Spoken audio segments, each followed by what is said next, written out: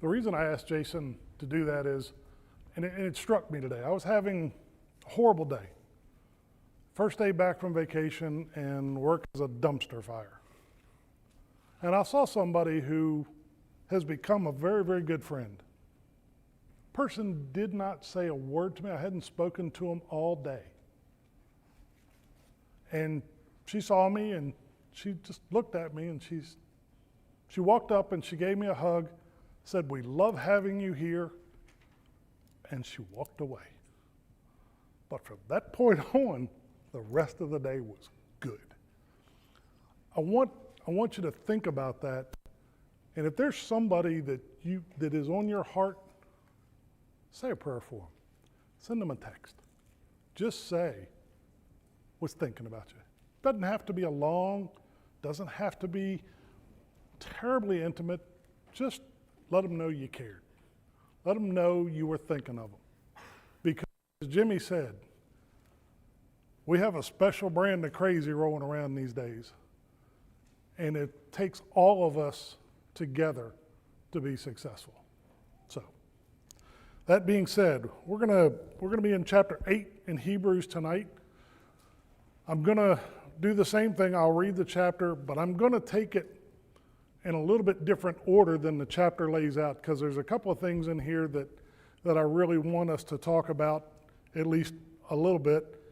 And I will say, one of the people I did reach out to today was Drew, because I thought I was gonna be late.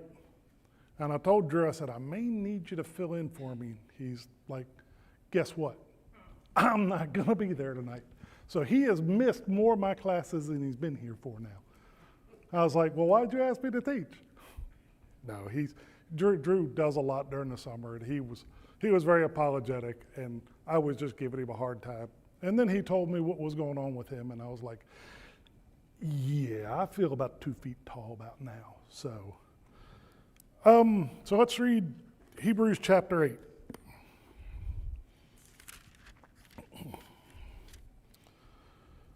The point of what we are saying is this: we do not have such a high priest who sat down at the right hand of the throne of majesty in heaven, and who serves in the sanctuary, the true tabernacle set up by the Lord, not by man. Every high priest is appointed to offer both gifts and sacrifices, and so it was necessary for this one also to have something to offer. If he were on earth, he would not be a priest, for there are already men who offer the gifts prescribed by the law. They serve at a sanctuary that is a copy and a shadow of what is in heaven. This is why Moses was warned when he was about to build the tabernacle, "See to it that you make everything according to the pattern shown you on the mountain." But the ministry Jesus has received is as superior to theirs as the covenant of which he is mediator is superior to the old one, and it is founded on better promises. For if there has been nothing wrong with the first covenant, no place would have been sought for another. But God found fault with the people and said, "The time is coming, declares the Lord, when I will make a new covenant with the house of Israel and with the house of Judah. It will not be like the covenant I made with their forefathers when I took them by the hand to lead them out of Egypt, because they did not remain faithful to my covenant, and I turned away from them, declares the Lord. This is the covenant I will make with the house of Israel after that time, declares the Lord. I will put my laws in their minds and write them on their hearts. I will be their God, and they will be my people. No longer will a man teach his neighbor or a man his brother, saying, 'Know the Lord,' because they will all know me, from the least of them to the greatest. For I will forgive their wickedness and will remember their sins no more. By calling this covenant new, he has made the first one obsolete, and what is obsolete and aging will soon disappear." In verse 11, it says, no, let's go back to chapter 10, verses 10 and 11. "This is a covenant I will make with the house of Israel after that time, declares the Lord. I will put my laws in their minds and write them on their hearts, and I will be their God, and they will be my people." What does it mean for something to be written on your heart? What do you think of when you hear it is written on your heart? I'll tell you one thing that stands out to me. I had the unfortunate circumstance one day of driving through a school zone and I wasn't paying attention. And the school zone is usually what, 15 or 20 miles an hour? I was probably doing 25, 30, wasn't paying attention. And lo and behold, somebody darted out between two of the cars. Now, luckily for me, I hit the brakes and stopped in time. But written on my heart now is, if I'm in a school zone, I know what the speed limit is, and I'm not going over that speed limit. What does that mean for us? How does that translate to you of something that's written on your heart?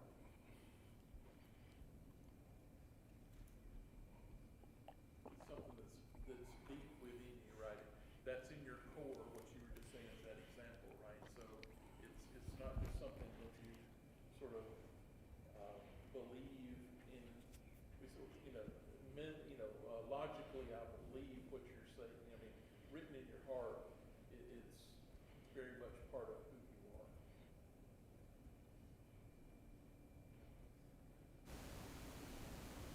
Who else?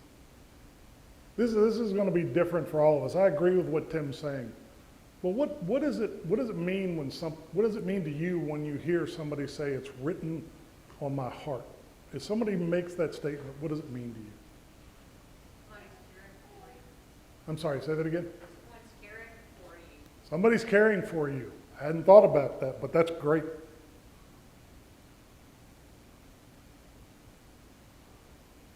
The hole you have to fill. A hole you have to fill.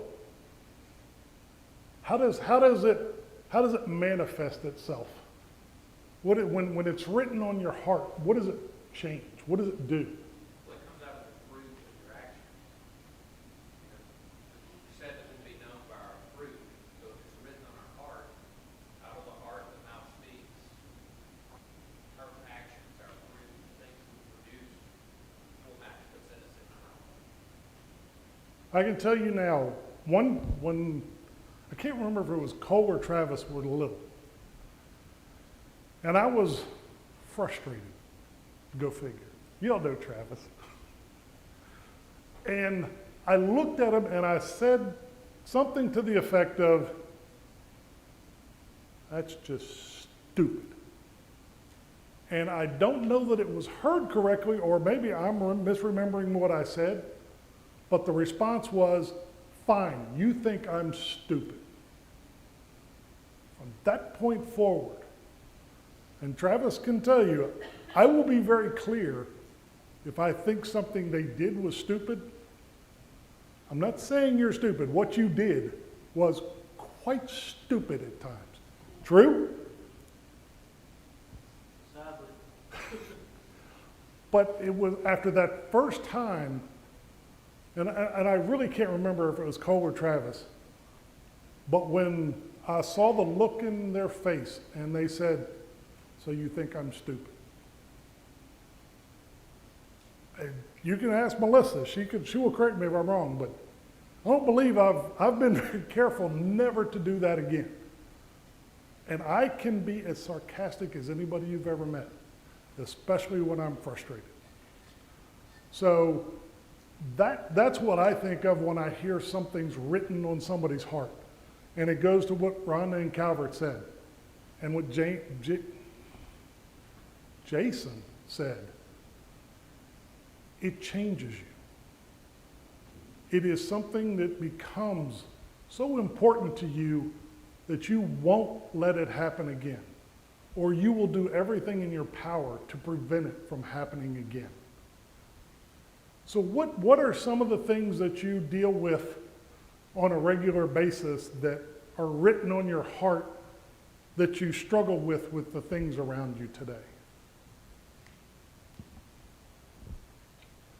Does anybody else really struggle with pronouns? I do. Because people ask me, "What are your pronouns?" I said, "I'm me. Take me for what I am. Call me what you want." What else? What are some other things that we struggle with?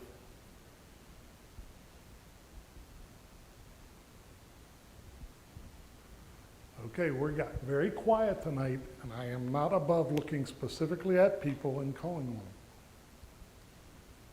Now,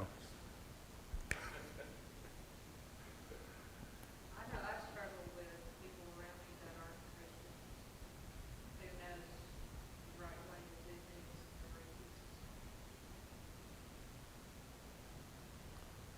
say that again, Rhonda. I want to make sure I heard it right.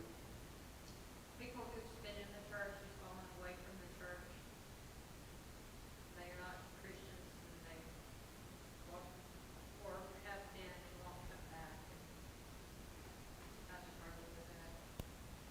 For me, that same circumstance, somebody who knows and has confessed it and put on Christ in baptism, knows what they're doing is wrong and won't recognize it and refuse to recognize it. That's a hard one. What else?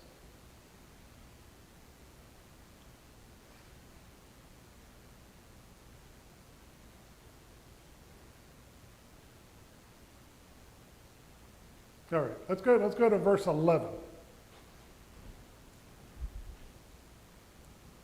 No longer will a man teach his neighbor or a man his brother, saying, know the Lord, because they will follow me from the least of them to the greatest.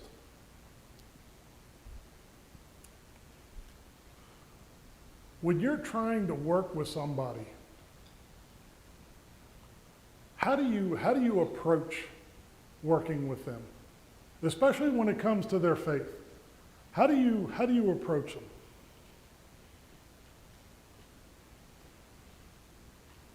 Melissa and I just went down to Florida to visit some friends of ours. And one of the people we visited is probably one of the best friends I've got in the world. And if you said he was a little rough around the edges, you would be generous. And it's the first time I've been around him in probably, I don't know, what, Melissa, 5, 6 years?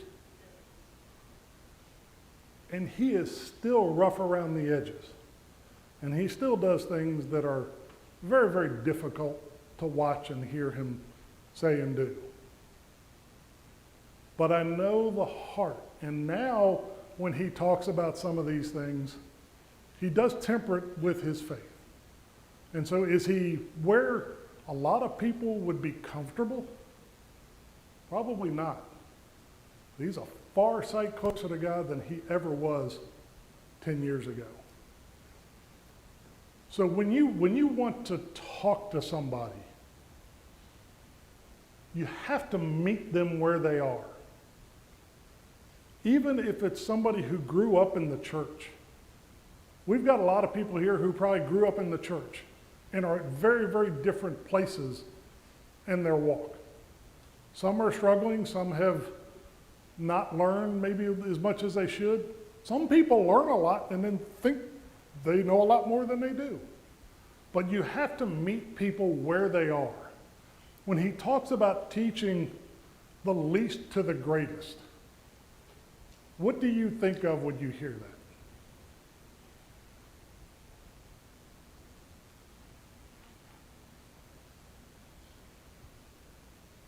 I mean, it applies to Oh, everybody. hang on a second. Go ahead. I said, I think they're talking about their status. I agree. I think there is an element to it that's status. But I think it goes beyond that to, what was the repercussions when Jesus started talking with Matthew? What was Matthew's job? He was a tax collector. In those days where tax collectors been known to be upstanding, righteous people, by and large, the tax collectors in the Old Testament were people who would levy a tax, and it could be whatever they wanted it to be. And oftentimes they lined their own pockets with the excess tax that they would levy on people. And so here you have somebody that Christ is approaching who would not be considered a person of status other than he may be rich.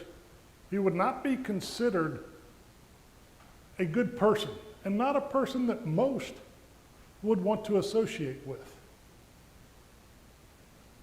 Tim, what were you going to say? Yeah, I was just gonna say that, you know, when I hear from the least to the greatest, I just think that's sort of a circle around everyone. And I guess, you know, in this context, when it comes to teaching others, I think, you know, we all, just, we sort of make our way in life toward people that are a lot like us, right? It's a Yep. natural process, and I think, you know, this passage points out that the gospel's for those people, but it's for everybody else too, those people who are not like us.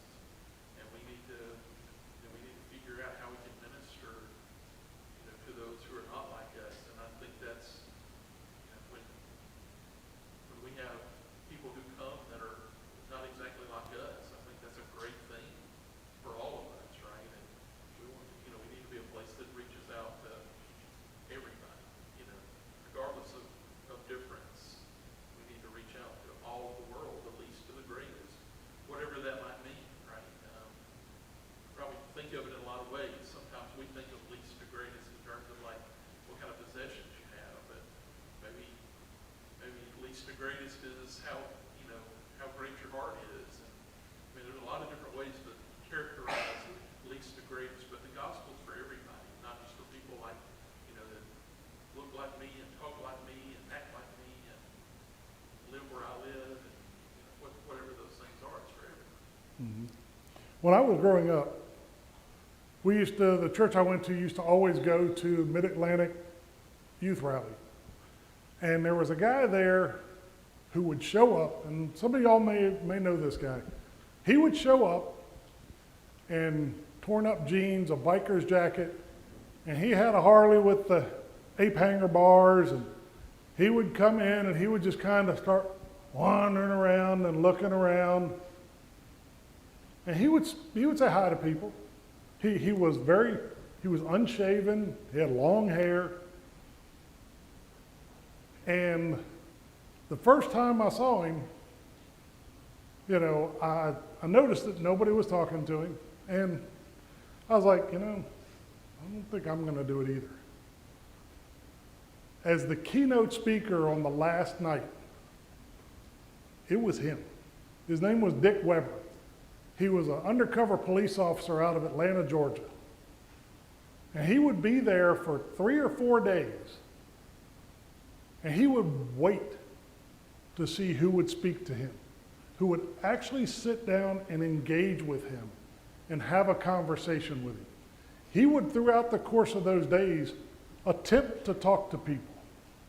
But just as Tim described, he was very, very different. He didn't try and put on an air of something he wasn't. Well, I guess to an extent he did, because he was really a great guy. And he would go around and he would just act like a biker. Or he looked like a biker. And I will tell you, it caught a lot of people off guard when he walked out of the back and he was introduced. And it's easy, just like Tim described, to be drawn to someone like you. And to be drawn to someone who has a lot of similar experiences. But that's not the only people we were called to minister to and to teach. Who were we called to teach? The lost. Not the rich lost, not the well-dressed lost, not the lost who regularly take a bath, not the lost who don't say things that are offensive, to all the lost. And I think this is again where the writer is really hammering to his audience. What's going on? Who was his audience?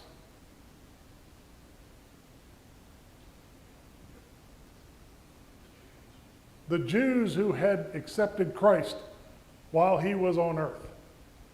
And there was a lot of pressure on these people to stay faithful versus going back to what they knew. And so he's telling the Christians of the day, you've got to meet people where they are. You can't teach everybody the same. If everybody learned the same and accepted things the same way, things would be easier. But nobody does. We all learn differently. We all have that moment that writes something in our heart that's different, and it occurs in a different way and in a different circumstance. Some people, when something extremely positive happens that they never believed would happen, that's their turning point.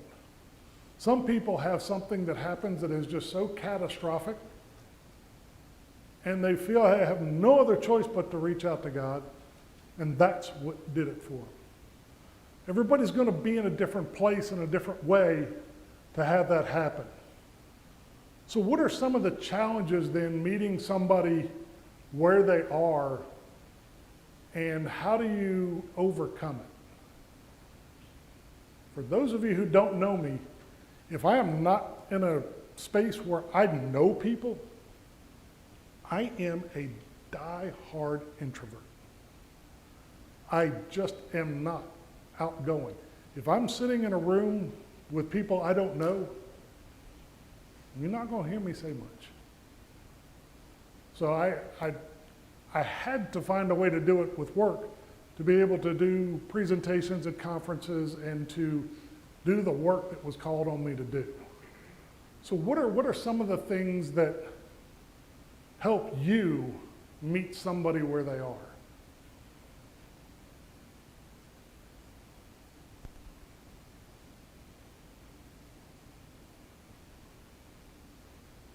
You have to get to know them, right? Okay? How does that happen? Spend time with them. You spend time with them. You get to know their story. You get to know who they are, and in certain cases, you find out why they are the way they are. You know, I can't tell you how many times Melissa had to say, you just got to understand, that's how Craig does things. Larry? Find common ground. When you go up to someone and you start talking to them, if you find common ground, that will break the ice, and then it'll open you to understand one another. Absolutely.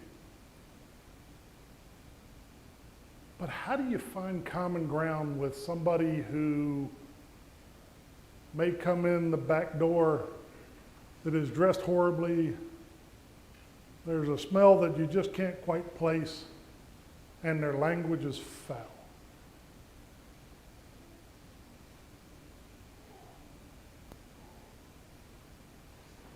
In those cases, you just try to show love. And there is nothing that says that you can't set boundaries. You can tell somebody, you know, I want to get to know you, I want to talk to you, but that kind of language just isn't going to work with me. I want to get to know you, but that ain't going to work. There are ways to go about doing it. And we have to figure out what those are. I think a lot of times we're very comfortable challenging somebody who sees something scripturally different than we do. But we also need to challenge people in more soft things to try and get them to understand and to find that common ground and to really get to know them. Because, you know, and it doesn't always take a lot to get to know somebody. Sometimes it takes a lot to get to know somebody. I don't really have time to start another one, so let's stay on this one for a little bit. What else are some ways we can meet people where they are? Just gotta get out of our own way sometimes. Sometimes our, you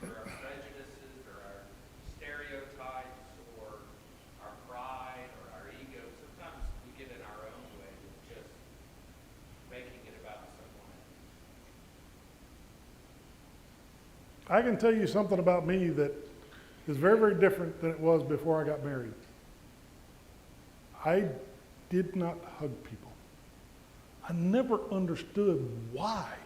They're not part of my family. No. Well, you try being around Melissa for 32 years and see if you don't become a hugger. And I'm still not as good at it as Melissa is. But I've gotten better at it. And you can only change things as you get to know somebody. And it's got to be more than just a, hi, how you doing? And stopping there. It's got to be something that you put some effort into, because if you put effort into something, it means something to you. And the person on the other end at some point will realize that there is a connection trying to be made here. And it may take a while. It may take a good long while. But that's where it's got to be perceived from the person on the other end of the conversation. All right, we are. Along with what Jason was saying, we have many times in the New Testament where the Bible teaches us that the least will be the greatest, and that's getting ourselves out of the way. Because many times, as you said with pride, that's what keeps us from talking. Absolutely. I couldn't have said it better. For those of you who didn't hear it, and for those online, we have to get out of our way. The least will be the greatest, and the greatest will be the least. And a lot of times what gets in the way is our pride and not being able to take that first step. You know, we always talk about, find the hardest person in your life to get along with and say a prayer for them. Say a prayer that you mean. Don't just say a prayer to say a prayer. Find somebody that is difficult for you. Say a prayer for them. It'll touch your heart and it'll change your heart. I'm sorry we didn't get more deeply into chapter 8, but these were two pieces of chapter 8 that really kind of stuck out to me. And I think it's something that we always need to keep in the forefront. I was hoping to get to another couple of parts, and I think I've only got 3 weeks. 3 weeks left, and I want 8, and there's 12 chapters. So I'm going to really have to pick one of those chapters and double it up. So again, thank you for your time and your participation. I appreciate it, and we will see you next Wednesday.